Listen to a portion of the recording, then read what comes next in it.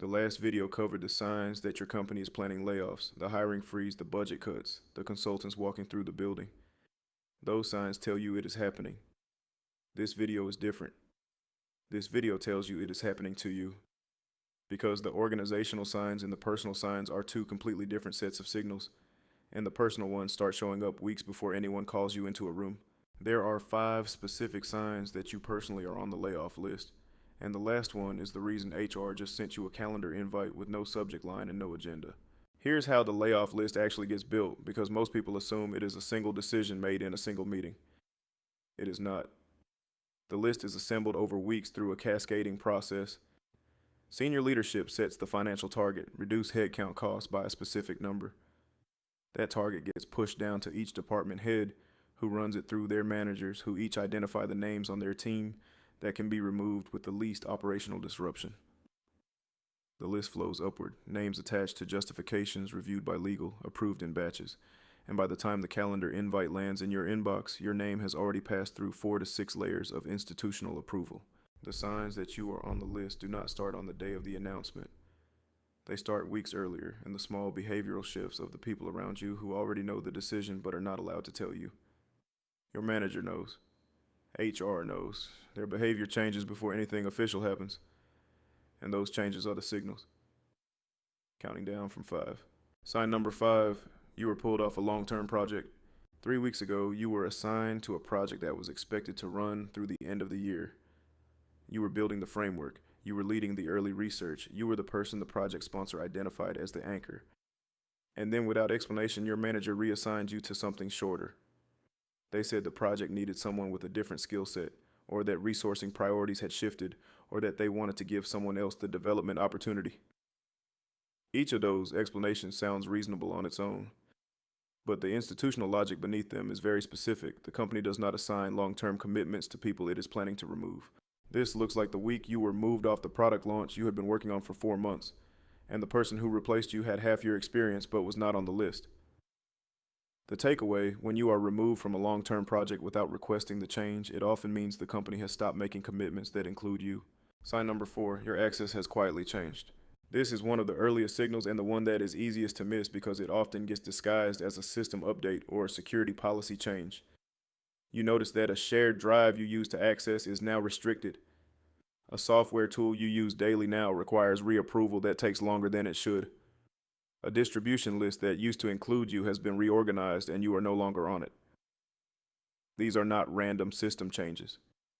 These are the digital footprint of someone quietly reducing your institutional perimeter before the formal separation happens. When the company starts shrinking what you can see and touch inside the system, it is because someone has already decided you will not need to see or touch it much longer. This looks like the morning you tried to open the client database and got a permissions error that was not there last week. And when you asked IT about it, they said it was part of a system-wide update that nobody else on your team seems to have been affected by it. The takeaway, if your system access has changed without your request, and the explanation does not match the experience of your colleagues, someone is reducing your digital footprint in preparation for separation. The list was not made the day they told you, it was made the day they stopped including you. Sign number 3, your manager stopped making eye contact. This is the sign that operates entirely outside of institutional process and entirely inside human psychology. When your manager knows you are on the list and cannot tell you, they carry the weight of that information in their body. They shorten your one-on-ones without explaining why. They give you surface-level answers to questions that used to generate real conversations. They avoid sustained eye contact, not dramatically, not obviously, just enough that something in the interaction feels different, even though you cannot name what changed. What changed is that your manager is managing their own guilt and discomfort, not your career. This looks like the one-on-one that used to be a genuine conversation about your work and has become a 12-minute exchange of status updates where your manager looks at their laptop more than they look at you. And when you ask about career development, the answer is shorter than it has ever been.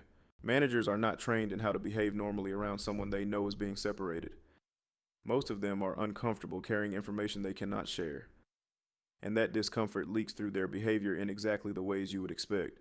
Shorter interactions, less personal engagement, more physical distance, and the specific avoidance patterns that humans display when they are holding something back from someone they have a relationship with.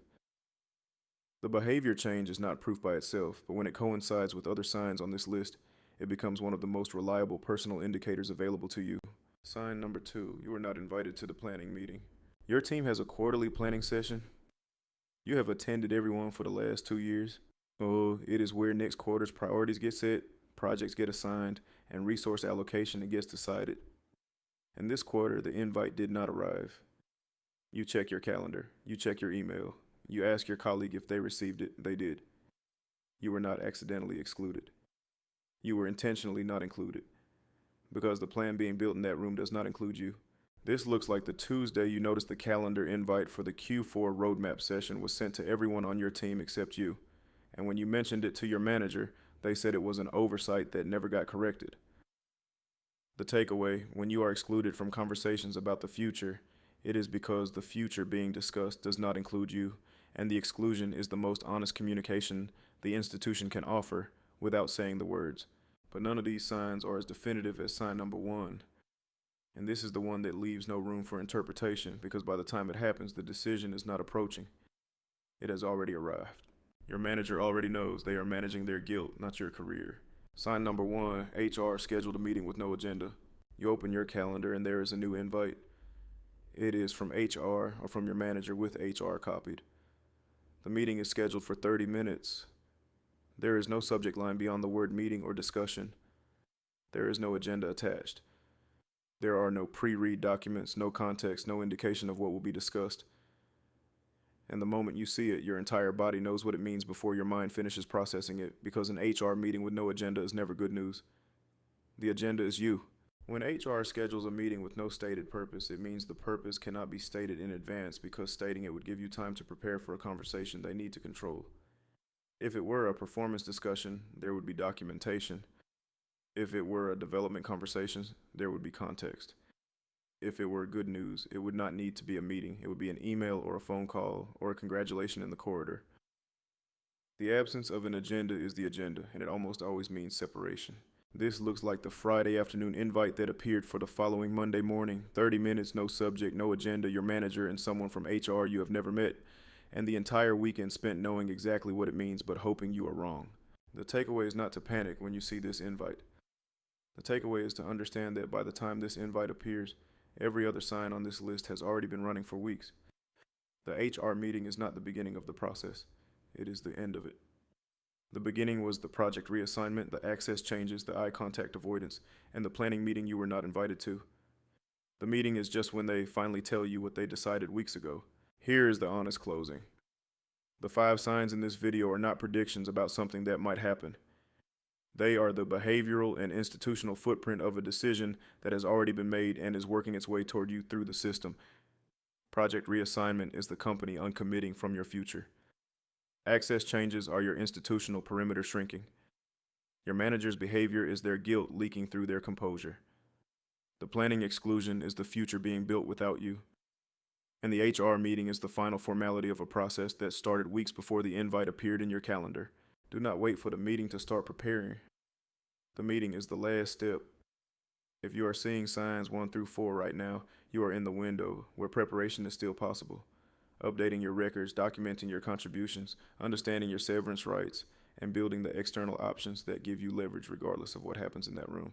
There is a difference between being laid off and being laid off prepared, and that difference is worth thousands. I break down exactly what to do in the window between seeing the signs and sitting in the meeting, the specific moves that protect your severance, your record, and your next opportunity on the next video. They already decided, and the only question is whether you use the time you have left.